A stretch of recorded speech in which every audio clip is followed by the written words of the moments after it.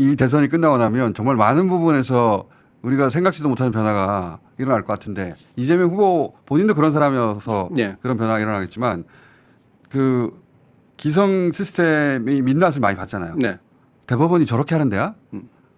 본 적이 없는 저렇게까지 노골적으로 선거에 개입하는 해도 되는 거야? 해버렸는데 이미 그런 게 많은 경우에서 일어나서 그게 이제 바로 잡혀갈 거 아닙니까? 어떤 식으로든. 네. 그러면서 진짜 새로운 대한민국이 될 것 같아요. 네. 잘만 간다면. 잘만 가면. 근데 그게 저는 이중적 과정이 돼야 된다라고 생각을 하거든요.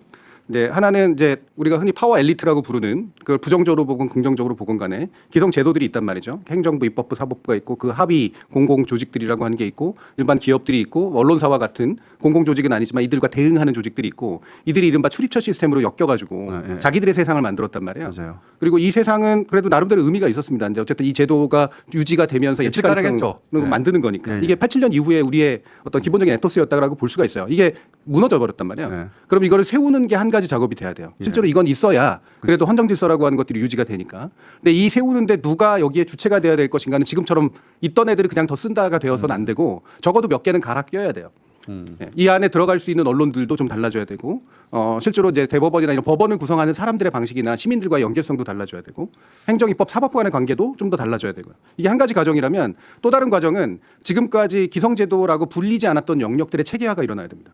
그냥 자유분방하다고 해서 될 문제는 아니거든요. 예를 들면 신성 언론 영역들이 있고 이 신생 매체들이 하고 있는 일들이 있잖아요.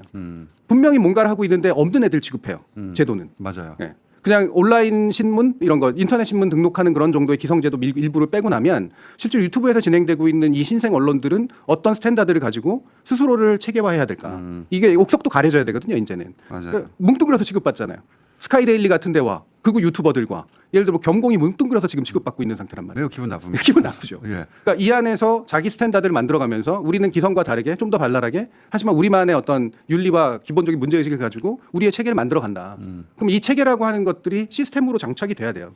그 얘기들을 꼭 해야 될 것 같아요. 네.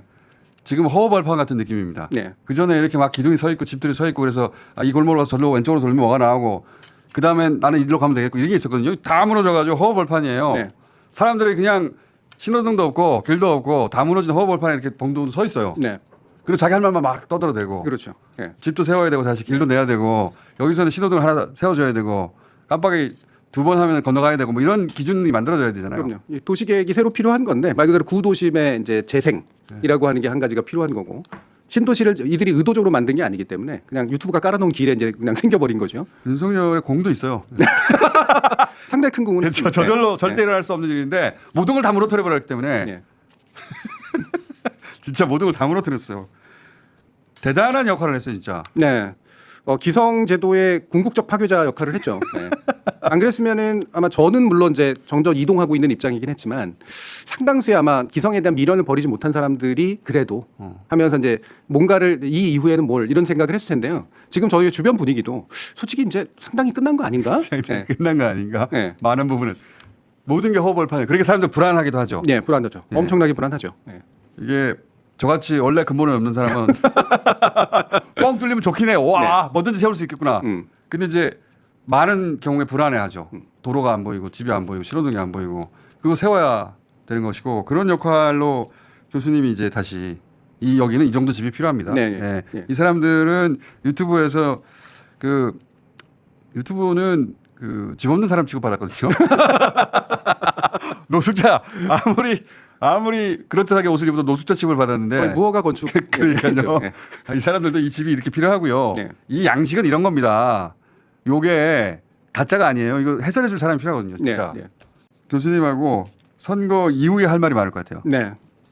저는 중요하다고 생각합니다. 그렇죠. 예. 뭐 새로 세워야 될 기둥들이 많이 있습니다.